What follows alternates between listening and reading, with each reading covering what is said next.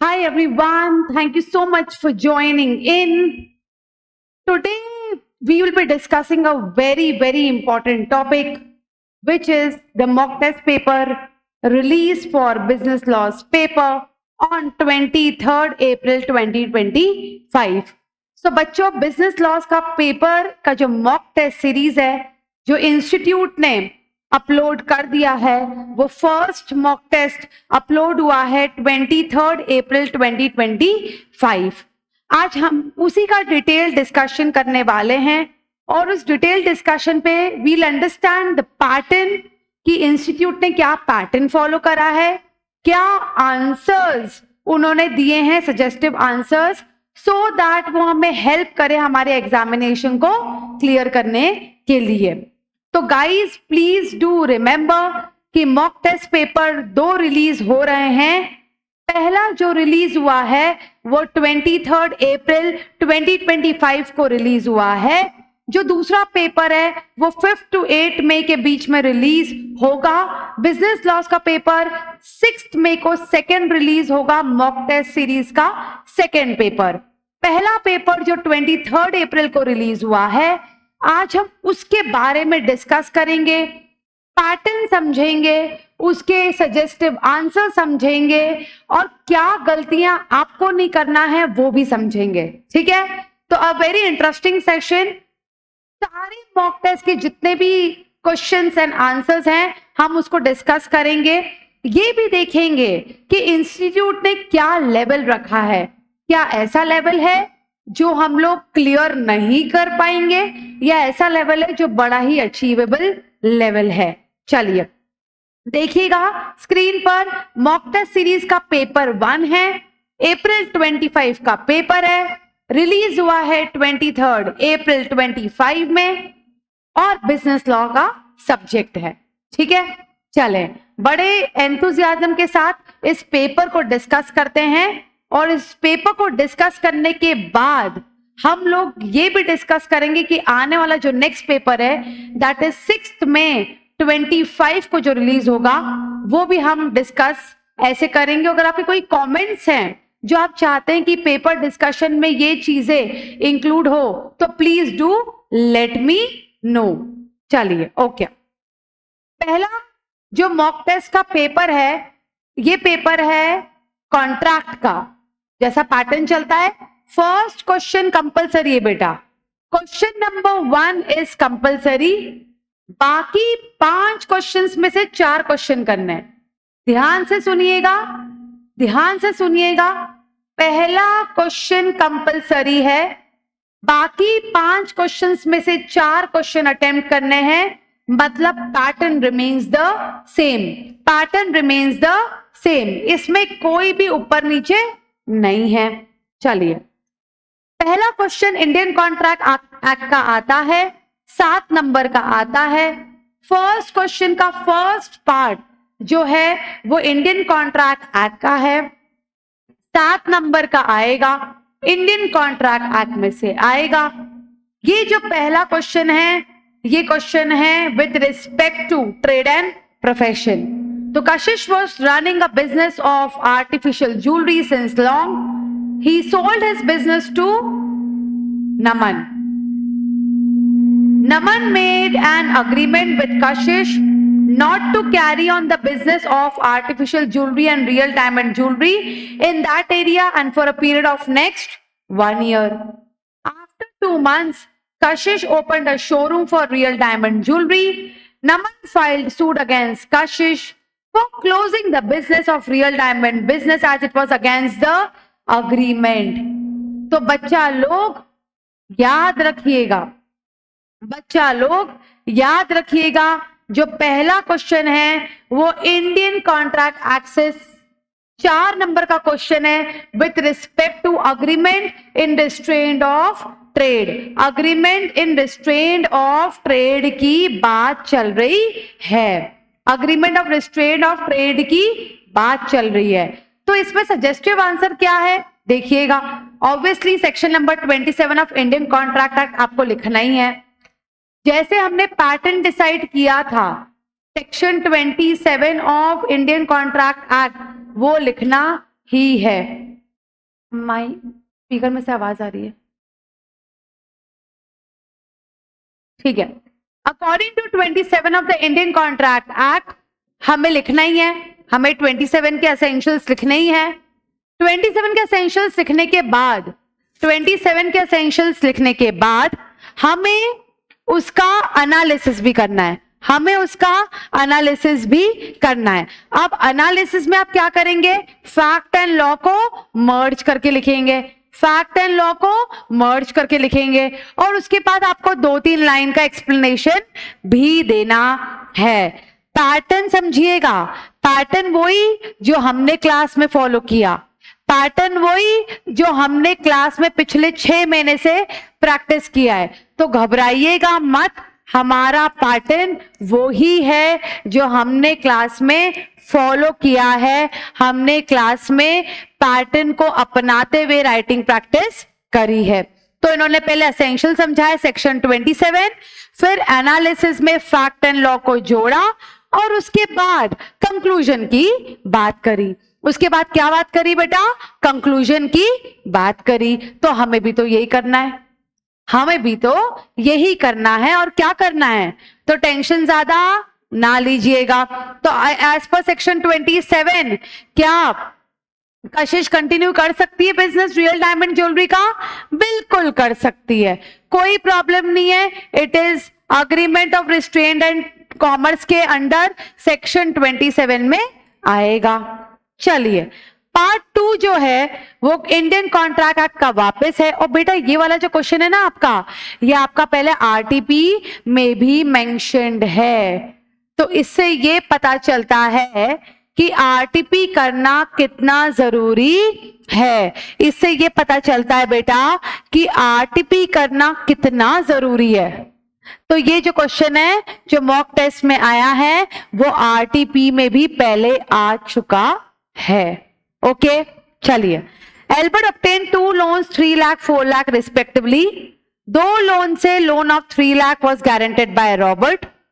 Albert sent 2 lakh loan to bank but did not intimate as to how it is to be appropriated towards the loan. The bank appropriated the whole 2 lakh to the loan of 4 lakh. Robert objected to the decision of bank. He argued with bank that repayment amount should be first adjusted to the guaranteed loan. State the reasons whether the bank was correct in its decision under Indian Contract Act. Again, appropriation of payment. Section please ping करें फटाक से comment section में, section 60। जब debtor intimate नहीं करता कि loan का payment कहां करना है, जब डेटर इंटीमेट नहीं करता बेटा कि लोन का पेमेंट कहां करना है, तो कौन कर सकता है, कौन कर सकता है? अगर क्लियर इंटीमेशन नहीं है अप्रोप्रिएशन ऑफ पेमेंट का, तो किसका सोल डिस्क्रिशन है बेटा? बैंक का है। सोल डिस्क्रिशन किसका है? बैंक का है। तो अगेन आप सेक्शन 60 समझाओगे, एनालिसिस में फैक्ट और लॉ को मर्ज करोगे, लॉ और फैक्ट को मर्ज करते हुए अपनी गाड़ी आगे बढ़ाओगे, और नेक्स्ट के लास्ट के 2-3 लाइंस में, लास्ट के 2-3 लाइंस में आप कंक्लूजन अपना लिखोगे, आप अपना कंक्लूजन लिखोगे। यही तो करना है, आसान है। पहले प्रोविजन समझाना है, फिर फैक्ट एंड लॉ को मर्ज करना है, और फिर कंक्लूजन लिखना है। इसमें कहां प्रॉब्लम है? कोई मेजर प्रॉब्लम है ही नहीं, इसमें तो कोई मेजर प्रॉब्लम है ही नहीं। चलिए अब बात करते हैं अगेन 7 नंबर के क्वेश्चन में। अब ये फर्स्ट का बी पार्ट है, जैसे पैटर्न चल रहा है, कंपनीज एक्ट का क्वेश्चन है। कंपनीज एक्ट का क्वेश्चन जो है बेटा वो कंपनीज एक्ट 2013 से रिलेटेड क्वेश्चन है, और इसमें ये बताया गया है कि जो प्रसन्न Parasnath infra height limited company है उसने अपने जो शेयर्स हैं, नंबर ऑफ मेंबर्स हैं, वो रिड्यूस कर दिए थे। तो state the reason whether this particular company is required to reduce the number of member under companies act और नॉट। तो ये फर्स्ट का ही बी पार्ट है, कंपलसरी है, 7 नंबर का क्वेश्चन है। अब इसमें आप प्राइवेट कंपनी समझाएंगे, प्राइवेट कंपनी में सेक्शन क्या है बेटा? 268 समझाएंगे। और अगेन एनालिसिस, देखो इंस्टीट्यूट ने भी एनालिसिस यही लिखा है, इंस्टीट्यूट ने भी एनालिसिस लिखा है, बट पहले क्या समझाया है बेटा? पहले ये समझाया है कि प्रोविजंस क्या, प्राइवेट कंपनी क्या। तो पहले पिंक वाले में समझाया है प्रोविजन, येलो वाले में समझाया है एनालिसिस और लास्ट में समझाया है कि कंक्लूजन क्या है। तो hence they will be considered members for the purpose to the limit of 200 member. तो प्राइवेट कंपनी में बेटा कितने नंबर ऑफ मैक्सिमम मेंबर हो सकते हैं? 200। और पब्लिक कंपनी में अनलिमिटेड। तो प्राइवेट कंपनी है तो कितने मेंबर? 200 मेंबर। बड़ा आसान पेपर, बड़ा इजी पेपर, बहुत ही आसान, बड़ा इजी, कोई प्रॉब्लम नहीं है। शांति से चलने दें, रिलैक्स होके चलने दें। बिल्कुल ये सारे क्वेश्चंस हमने सॉल्व करे हुए हैं, ये बेसिक क्वेश्चन है। आप इसमें ज्यादा ध्यान, ज्यादा दिमाग, अगर आपने बेसिक कॉन्सेप्ट भी पढ़ा है तो भी आपका पेपर 100% क्लियर होगा। चलिए अगला क्वेश्चन पार्टनरशिप का। Indian partnership act does not make the registration of firm compulsory nor it does not impose any penalty for non registration. तो कॉन्सिक्वेंस क्या बताने हैं? नॉन रजिस्ट्रेशन के। कॉन्सिक्वेंस क्या बताने बेटा? नॉन रजिस्ट्रेशन के। तो सेक्शन क्या है जल्दी बताओ? 69। तो अगेन 69 को पूरा समझा दीजिएगा। कॉन्सिक्वेंसेस भी हैं। देखिए रजिस्ट्रेशन कराना कंपलसरी नहीं है, बट रजिस्ट्रेशन कराया तो बेनिफिट एडिशनल मिलेंगे, रजिस्ट्रेशन नहीं कराया तो डिसेबिलिटीज भी होगी। डिसेबिलिटी 4 टाइप की होगी, वो 4 टाइप की अपन ने क्लास में पढ़ी थी, वही की वही सीधा स्ट्रेट आंसर आपको लिखकर आना है। इसमें ऐसा कुछ नहीं है जो हमने क्लास में अभी तक नहीं पढ़ा। तो पहला क्वेश्चन हो गया, पहला क्वेश्चन हो गया। चलिए अब दूसरे क्वेश्चन पे आते हैं। चलिए दूसरा क्वेश्चन है बेटा सेल्स ऑफ गुड्स एक्ट का। किसका क्वेश्चन है? सेल्स ऑफ गुड्स एक्ट का। चलिए सेल्स ऑफ गुड्स एक्ट में बेटा बड़ा इंपॉर्टेंट याद रखिएगा, बहुत इंपॉर्टेंट है। केस लॉ बेस्ड क्वेश्चन आते हैं, सबसे पहले केस लॉ बेस्ड क्वेश्चन आते हैं। केस लॉ बेस्ड क्वेश्चन आने के बाद भी थोड़े से टेक्निकल होते हैं। तो सेल्स ऑफ गुड्स एक्ट को थोड़ा सा शांति से पढ़िएगा। और जैसे हमारा फॉर्मेट है, हम क्या करते हैं, जैसे ही क्वेश्चन आता है रफ में उसका एक डायग्राम बना देते हैं। क्या बना देते हैं बेटा? रफ में उसका एक डायग्राम बना लो, रफ में उसका एक डायग्राम बना लो। डायग्राम बना लोगे तो पूरी की पूरी प्रोसेस आसान हो जाएगी। रेपिटेशन करने की, वापस रीड करने की जरूरत ही नहीं है। टाइम बचा, रेपिटेशन भी बची, और तीसरी इंपॉर्टेंट चीज, गलती होने के चांसेस बिल्कुल निल। गलती होने के चांसेस बेटा क्या? बिल्कुल निल हो जाएंगे। तो बिल्कुल भी परेशान मत होइएगा। सबसे पहले जैसे ही क्वेश्चन आए एक डायग्राम बना लो, डायग्राम बना लो, चार्ट बना लो, चार्ट बना के मार्किंग कर लो। कोई आपको लाइफ में चार्ट बनाने के बाद भी अगर गलती हो जाए तो आप मेरे पास आइएगा, आपकी गलती कभी नहीं होगी, आपकी गलती कभी नहीं होगी। ये बड़े मैं छोटे छोटे पॉइंट्स बता रही हूं बेटा, छोटे छोटे पॉइंट से आपके 1-1 मिनट सेव होते हैं। और अगर 1-1 मिनट भी सेव हो रहा है मतलब हम अपने आंसर्स को और बेहतर बना सकते हैं। चलो चलिए, तो अगेन इसमें है बेटा इंप्लाइड कंडीशन का ये क्वेश्चन है। और बेटा ये याद रखना, अगर आपने आरटीपी एमटीपी सॉल्व कर ली है तो ये बात याद रखिएगा, आपने आधी जंग जीत ली, आपने आधी जंग जीत ली। अगर आपने आरटीपी एमटीपी सॉल्व कर ली बेटा तो आपने आधी जंग जीत ली है। तो टेंशन बिल्कुल भी ना लीजिएगा। अगर आपने आरटीपी एमटीपी सॉल्व कर ली है तो आपने आधी जंग जीत ली है, आपने आधी जंग जीत ली है। चले चलिए चलिए, प्रियांशी ने ऑर्डर करा 600 टन ऑफ एप्पल जूस एक अमेरिकन कंपनी से। कंपनी ने बोला कि टिन्स वुड बी पैक्ड, जो बॉक्सेस होंगे 50 टन। डिलीवरी में पाया गया कि वो तो 30 टन के थे। प्रियांशी ने रिजेक्ट कर दिया क्योंकि वो डिस्क्रिप्शन के हिसाब से नहीं था। तो क्वेश्चन कौन से एंगल में जा रहा है बेटा? इंप्लाइड कंडीशन के एंगल में जा रहा है। जैसा हमने बात करी, पहला लिखेंगे हम एसेंशियल्स ऑफ द सेक्शन। पहले क्या लिखेंगे हम? असेंशियल्स ऑफ द सेक्शन लिखेंगे। क्या लिखेंगे? असेंशियल्स ऑफ द सेक्शन लिखेंगे। असेंशियल्स ऑफ द सेक्शन लिखने के बाद बेटा याद रखिएगा, असेंशियल्स ऑफ द सेक्शन लिखने के बाद दूसरे में आप क्या करेंगे? एनालिसिस, फैक्ट एंड लॉ को मर्ज करके समझ के लिखेंगे और लास्ट आएगा, लास्ट पॉइंट आएगा बेटा कंक्लूजन। तो 15 में आपने बताया इंप्लाइड कंडीशन, इंप्लाइड कंडीशन में सेल बाय डिस्क्रिप्शन, फिर गिवन केस में बताया गया कि क्या एनालिसिस है, फैक्ट एंड लॉ कैसे मर्ज हो रहा है, तो ये सेल बाय डिस्क्रिप्शन माना गया। प्रियांशी ने जो रिजेक्ट करा गुड्स को वो बिल्कुल ठीक करा, क्योंकि सेल बाय डिस्क्रिप्शन हुई थी और उसको एज पर द गुड्स जैसा सेल बाय डिस्क्रिप्शन मिलने चाहिए थे, वो नहीं मिले, वो नहीं मिले। तो एग्जैक्टली हमने क्या बात करी? सेल बाय डिस्क्रिप्शन की।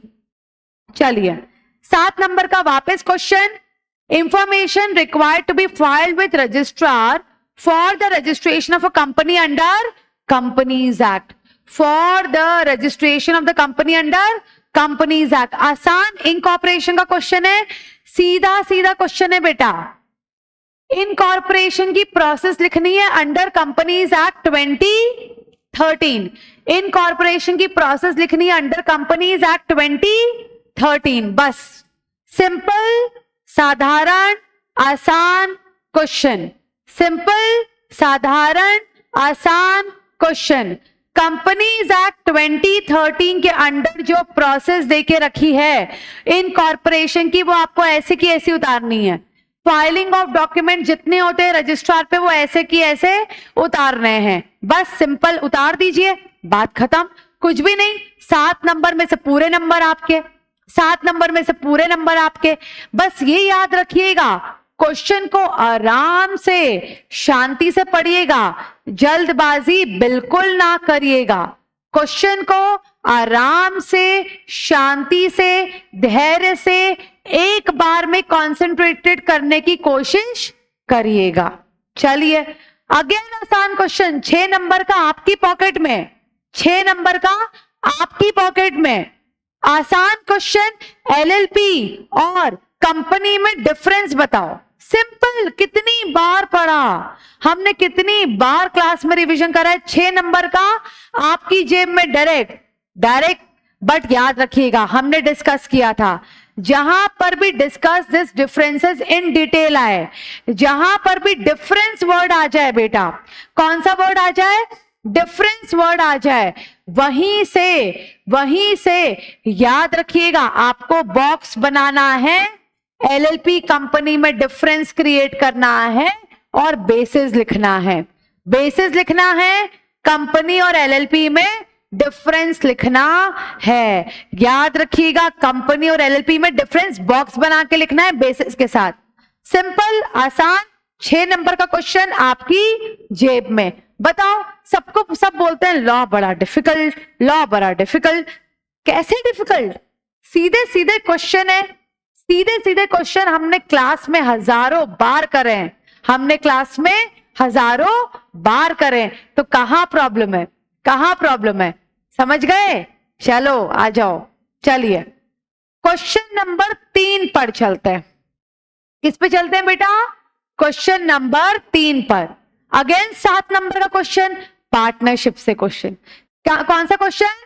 पार्टनरशिप से क्वेश्चन। अब पार्टनरशिप से जो क्वेश्चन है बेटा, बड़ा आसान, बड़ा आसान। पार्टनरशिप से क्वेश्चन में हम लोग इस क्वेश्चन में बात करेंगे कि property of the firm and property of the partner की बात करेंगे। किसकी बात करेंगे? Property of the firm and property of the partner की बात करेंगे। तो Rahul and Kapil are partners in the firm messrs Saxena marble house. Rahul purchased 100 shares of the reputed company in his name, but he made the payment from firm's account. Firm's account से payment किया। Rahul did not consent to Kapil. Rahul ने दूसरे partner से consent नहीं ली। अब बताओ, whether the share purchased by Rahul constitute the property of firm and What would be your answer if the Rahul debits himself in the account books of firm and became the debtor of the firm? तो section 14 property of the firm discuss करी. Again देखिए पूरे first part पे क्या बताया गया बेटा? First part पे बताया गया प्रोविजन. ग्रीन पार्ट में क्या बताए गए? प्रोविजन. फिर बताया गया कि एनालिसिस क्या, मार्किंग देखते चलिए बेटा, एनालिसिस क्या, और लास्ट में बताया कि कंक्लूजन क्या. जैसे हमने पढ़ा तो क्या वो मानी जाएगी प्रॉपर्टी? बिल्कुल मानी जाएगी. आपने फर्म के अकाउंट से खरीदी और अगर मान लीजिए वो अपने आप को डेटर दिखाता तो भी it will not be deemed to be the property of the firm और वो पर्सनल प्रॉपर्टी राहुल की होती. कितना आसान बेटा, कॉमन सेंस का क्वेश्चन है यार राजा, कॉमन सेंस का क्वेश्चन, इतना आसान क्वेश्चन, पार्टनरशिप का डायरेक्ट क्वेश्चन. और क्या दें वो आपको, कहां से इतने आसान क्वेश्चन लाके दें? फटाक से सॉल्व कर लीजिएगा. अगेन चलिए अब आते हैं हम लोग कंपनीज एक्ट का 4 नंबर का क्वेश्चन. बेटा सिंपल केस स्टडी देके रखी है. क्या बोल के रखा है? इंडोर मैनेजमेंट बताओ, इंडोर मैनेजमेंट बताओ. Suraj Pharma Limited, a public company, its article of association empowers the managing agents to borrow both short-term and long-term loans on behalf of the company. Mr. Smith, the director of company, approached Easy Finance, a non-banking finance company, for loan of 25 lakh. The lender agreed and provided the above said loan.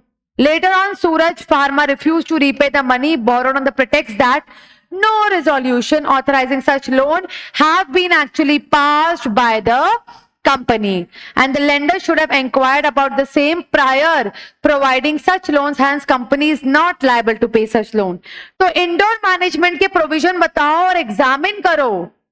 Contention Suraj pharma का question ध्यान से पढ़िएगा. Question में ये बोला गया है पहले जो अबाव सिचुएशन है उसमें कॉन्सेप्ट ऑफ इंडोर मैनेजमेंट लगाओ, और एक और चीज बोली गई जो कंटेंशन है सूरज फार्मा का उसको एनालाइज करो by the perspective of indoor management. बेटा ध्यान रखना, कुछ भी मत पढ़ के आना, इंडोर मैनेजमेंट का कॉन्सेप्ट भी एक्सप्लेन करना है एंड इंडोर मैनेजमेंट का जो कंटेंशन है सूरज फार्मा का उसको इंडोर मैनेजमेंट से लिंक करना है. देखें आसान, अगेन इंडोर मैनेजमेंट समझाएंगे और आप बताएंगे कि इस क्वेश्चन में इजी फाइनेंस एक्सटर्नल कंपनी है कि नहीं, और वो इंक्वायर नहीं कर सकती कि नेसेसरी रिजोल्यूशन पास हुआ है कि नहीं हुआ है. If the company claim that no resolution authorising the loan was pass, the company is bound to pay the loan to Easy Finance. मेरे को एक बात बताओ, इजी फाइनेंस तो एक्सटर्नल कंपनी है, क्या वो ये एनालिसिस कर सकती है कि रिजोल्यूशन पास हुआ है कि नहीं हुआ है? क्या वो कर सकती है? कैसे करेगी? नहीं कर सकती. तो इसी तरीके से डॉक्ट्रिन ऑफ इंडोर मैनेजमेंट के कॉन्सेप्ट पे ये पूरा की पूरा केस लॉ डिसाइड हुआ है. अगेन आसान क्वेश्चन, आसान. मेरे को तो मॉक टेस्ट वाले पेपर में ज्यादा कुछ लगा नहीं बेटा, मैं आपको बिल्कुल ऑनेस्टली बोल रही हूं. मेरे को जो ये वाले मॉक टेस्ट है कि पेपर में ऐसा कुछ नहीं लगा कि हम डील नहीं कर सकते हैं, हम डील नहीं कर सकते हैं. चलिए अगेन 3 नंबर का क्वेश्चन डॉर्मेंट कंपनी पर है. XYZ ने इंकॉर्पोरेट करी patent for a new product. The company is expecting to start its commercial production within the next 2 years.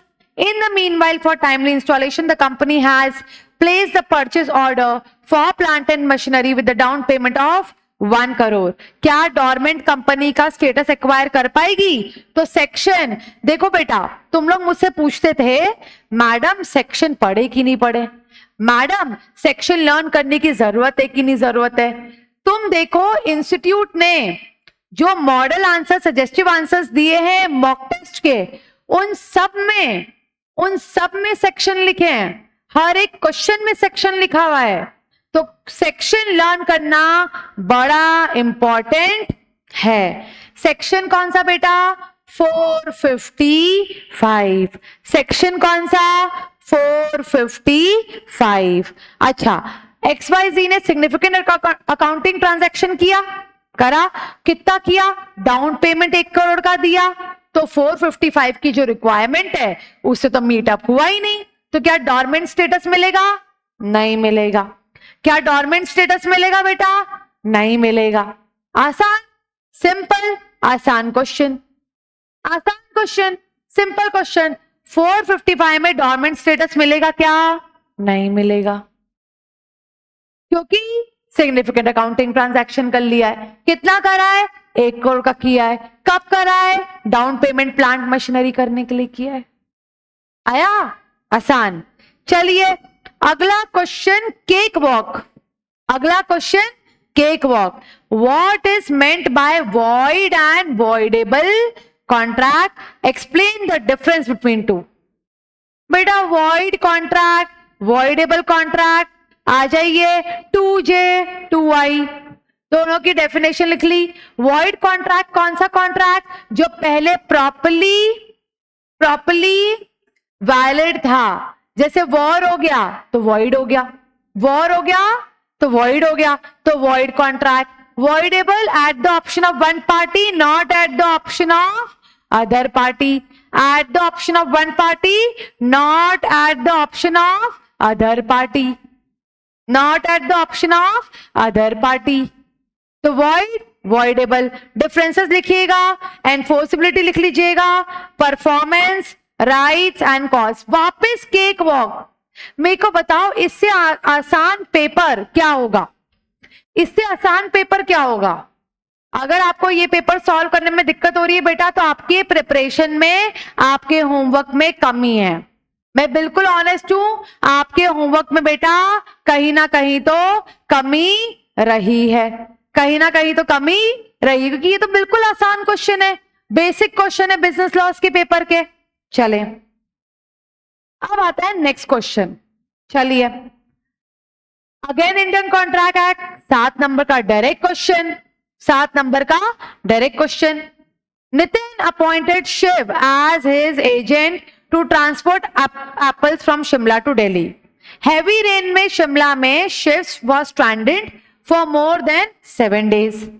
Shiv was not in position to contact with Nitin. Nitin कौन है बेटा? Principal को बचाने के लिए शिव ने नियर बाय मार्केट में सारे एप्पल सोल्ड कर दिए। तो सबसे पहला ये क्वेश्चन कहां का है बेटा? एजेंट। ये क्वेश्चन कहां से आया बेटा? एजेंट और प्रिंसिपल के रिलेशनशिप का क्वेश्चन है। किसका क्वेश्चन है? एजेंट और प्रिंसिपल के रिलेशनशिप का क्वेश्चन है। एजेंट और प्रिंसिपल के रिलेशनशिप का क्वेश्चन है। तो क्या नितिन कर सकता है? तो ये कौन सा है बेटा? Agent in emergency. एजेंट की अथॉरिटी इन इमरजेंसी, याद है पढ़ा था? एजेंट की authority in emergency, section 189 of Indian contract act, section 189 of Indian contract act. और यही इमरजेंसी में एजेंट प्रिंसिपल को लॉस से बचाने के लिए गुड सोल्ड कर सकता है। बस वैलिड इमरजेंसी में कुछ कुछ कि वो कम्युनिकेट कर सकता था कि नहीं कर सकता था, कमर्शियल नेसेसिटी थी कि नहीं थी, एजेंट बोनाफाइड था कि नहीं था, reasonable practical course under circumstances थे कि नहीं थे, और agent must be in possession of goods. इस केस में एजेंसी बाय नेसेसिटी थी। याद है इंप्लाइड, हम लोग एजेंसी किससे बनाते थे? एजेंसी कैसे बनाते थे? Express and implied. इंप्लाइड में 3, by necessity, by stoppage, by operation of law. तो इस सिचुएशन में तो नेसेसिटी थी, इस सिचुएशन में तो नेसेसिटी थी। तो basically Shiv is not liable for the Nitin for loss, क्योंकि शिव ने अगर एप्पल सोल्ड करे तो उसके पास उसके अलावा कोई ऑप्शन ही नहीं था बेटा, उसके अलावा उसके पास कोई ऑप्शन था ही नहीं, इसलिए उसने सोल्ड कर दिया, इसलिए उसने सोल्ड कर दिया। बहुत बढ़िया, आसान, केक वॉक। नेक्स्ट क्वेश्चन बेटा 64 में प्रेजेंटमेंट फॉर पेमेंट और कॉन्सिक्वेंस फॉर नॉन प्रेजेंटमेंट। मेरे को ये बताओ एनआई में हमने कितनी बार पढ़ा ये प्रेजेंटमेंट का क्वेश्चन? कितनी बार पढ़ा? Presentment for payment, presentment for acceptance, presentment for promissory note, presentment when necessary, presentment when not required, time for presentment, place of presentment, इसमें तो प्रेजेंटमेंट फॉर पेमेंट ही पूछा है। अगेन 7 नंबर का केक वॉक का question, सारे की सारे provision ऐसे के ऐसे लिखने हैं। तीनों promissory note, cheque, bill of exchange में तीनों की तीनों प्रेजेंटमेंट फॉर पेमेंट के क्वेश्चन लिखने हैं। तो बिल ऑफ एक्सचेंज में कौन पेमेंट करेगा? ड्रॉई। चेक में कौन करेगा? ड्रॉई। और प्रॉमिसरी नोट में मेकर, प्रॉमिसरी नोट में मेकर। सिंपल, आसान, easy, provision based, direct based question. अब इससे आसान क्वेश्चन तो नहीं आ सकता। What do you understand by law? Explain. How is law enforced in legal system? अरे बाप रे, एनफोर्समेंट कौन है? मिनिस्ट्रीज, याद है ना? मॉनिटर, मिनिस्ट्रीज, ये लिखना है लॉ के बारे में। और एनफोर्समेंट में हम लिखेंगे ministry, ministry of finance, law and justice, corporate affairs, home affairs. कितना आसान बेटा।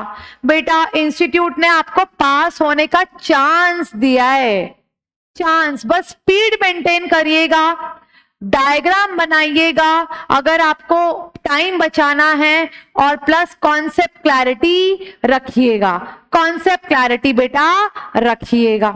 चलिए अगला क्वेश्चन, अगेन बात करते हैं सेल्स ऑफ गुड्स एक्ट में। सेल्स ऑफ गुड्स एक्ट में डिफॉल्ट हुआ है पेमेंट का, लियन और विदहोल्डिंग द डिलीवरी की बात चल रही है। किसकी बात चल रही है? लियन और विद होल्डिंग द डिलीवरी। तो बेटा याद है ना, लियन विद होल्डिंग द डिलीवरी कहां होता है? लियन विद होल्डिंग द डिलीवरी कहां होता है? बराबर, पहले अनपेड सेलर 45, फिर 47, बट याद है ना विद होल्डिंग द डिलीवरी और लियन में आपको बायर को इंसॉल्वेंट हो सकता है, या उसका क्रेडिट पीरियड दिया था वो एक्सपायर हो गया हो, या क्रेडिट पीरियड पे नहीं दिया था बट पेमेंट नहीं दिया हो। तो अनपेड सेलर 45, 47 में कब ये राइट एक्सरसाइज हो सकता है? और अगेन बेटा कंक्लूजन में अनपेड सेलर एक्सपायर का जो टाइम पीरियड है वो एक्सपायर हो चुका है। तो क्या Shankar had to perform his promise of supplying 1000 kgs, and Ganesh कौन था? बायर था। वो इंसॉल्वेंट हो गया, तो शंकर के पास क्या राइट है लियन का, विद होल्डिंग डिलीवरी का? बिल्कुल, क्योंकि वो तो उसी टाइम एक्सरसाइज हो सकता है।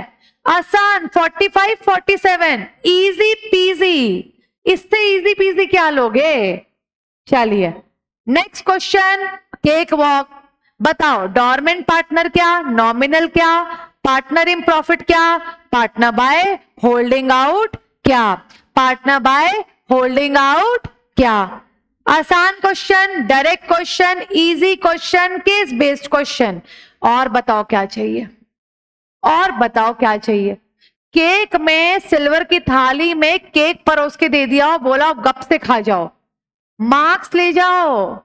इंस्टीट्यूट बोल रहा है हम मार्क्स देने को रेडी है, मार्क्स ले जाओ। अगेन डायरेक्ट ले जाओ। चलिए और आखिरी question, what do understand by quasi contract? Quasi हमने पढ़ा है, कॉसाई में हमने 3 चीजें बड़ी इंपॉर्टेंट पढ़ी है बेटा, 3 चीजें बड़ी इंपॉर्टेंट पढ़ी है। Law of restitution, unjust enrichment और लॉ ऑफ इक्वालिटी भी तो पढ़ा है बेटा। लॉ ऑफ इक्वालिटी पढ़ा है, इसे 5 सर्कमस्टेंस पढ़े, 68, 69, 70, 71, 72। 68 हो गया नेसेसरीज, 69 हो गया इंटरेस्टेड पर्सन, 70 हो गया नॉन ग्रेचुटियस, 71 हो गया फाइंडर, और 72 हो गया मिस्टेक और कोएरेजन। 72 क्या हो गया बेटा? मिस्टेक और कोएरेजन की बात चल रही है। मेरे को बताओ इससे आसान, इससे इजी पेपर कुछ हो सकता है क्या? कुछ हो सकता है क्या? इससे आसान, इससे इजी पेपर कुछ हो सकता है क्या? मेरे को बताओ तुम लोग, मेरे को कमेंट सेक्शन में लिख के दो कि मैम इससे आसान पेपर भी बना सकते हैं। मैं नहीं मानती, मैं नहीं मानती कि इससे आसान पेपर कुछ हो सकता है बेटा, मैं नहीं मानती। इससे आसान पेपर क्या ही होगा? इससे आसान पेपर क्या ही होगा? इससे आसान पेपर क्या होगा? अब सुनिएगा, सुनिएगा। 6th क्वेश्चन में आपको बोलूंगी, अगेन 20 नंबर का क्वेश्चन है, मैं आपको बोलूंगी आप मेरे को लिख के दो, मैं आपको बोलूंगी आप मेरे को लिख के दो, आप अपने सैंपल क्वेश्चन लिख के दो और यहां पर पेस ऑर्गेनाइजेशन में हमें भेजें, पेस ऑर्गेनाइजेशन में हमें ये आपके क्वेश्चंस भेजें। मैं पर्सनली आपके पेपर चेक करके फीडबैक दूंगी उसमें डिटेल में कि आपने कैसा करा है कैसा नहीं करा है। आप ये 6 क्वेश्चन अटेम्प्ट करें, मेरे को भेजें, पेस ऑर्गेनाइजेशन में भेजें, आपको नंबर मिल जाएंगे, आपको आसानी से नंबर मिल जाएंगे। आप मेरे को ये पेपर सॉल्व करके भेजें 6 क्वेश्चन, मैं आपके लिए छोड़ रही हूं, आप भेजिएगा, मैं चेक करूंगी, आपको डिटेल्ड फीडबैक दूंगी आपकी गलतियां कहां रही, ठीक है। और बेटा कल से 29 अप्रैल से यहां पर मॉक टेस्ट सीरीज शुरू हो रही है, फुल फ्लेजेड बेटा, फुल फ्लेजेड चारों पेपर की मॉक टेस्ट सीरीज शुरू हो रही है। आप भर भर के आए, मॉक टेस्ट दें। अगर आप चाहते हैं आपको कोई भी इंफॉर्मेशन मिले मॉक टेस्ट की, do call on pace organisation Indore, आपको सारी इंफॉर्मेशन मिलेगी मॉक टेस्ट की। इधर आपके मॉक टेस्ट देने के बाद हम पेपर चेक करेंगे, डिटेल्ड फीडबैक देंगे, आपको ये समझ आएगा कि मेरी गलती क्या रही और कहां रही। तो मॉक टेस्ट सीरीज बिल्कुल ज्वाइन करें, विच इज स्टार्टिंग ऑन 29 अप्रैल। 7 दिन कंटिन्यूअस पेपर, बिल्कुल लेजिड पेपर में आपको ऐसा लगेगा कि आप बिल्कुल इंस्टीट्यूट के पेपर दे रहे हैं। और ये वाला क्वेश्चन 6 क्वेश्चन मैं आपके लिए छोड़ती हूं, आप मेरे को सॉल्व करके यहां पे भेजें, मैं डिटेल फीडबैक दूंगी, आपको समझ आएगा बेटा आपकी गलतियां कहां रही कहां नहीं रही, आपको कितने मार्क्स आ रहे हैं, ठीक है। आज के लिए बस इतना ही। थैंक यू सो मच, आपने ये वीडियो देखा। अगर आपको ये वीडियो पसंद आया हो तो जरूर कमेंट सेक्शन में कमेंट करिएगा, I would be happy to see your comments. Thank you so much for joining in. It's a pleasure to teach you always. Thank you so much. I am grateful. Take care of yourselves and all the best, beta. All the best. Take care.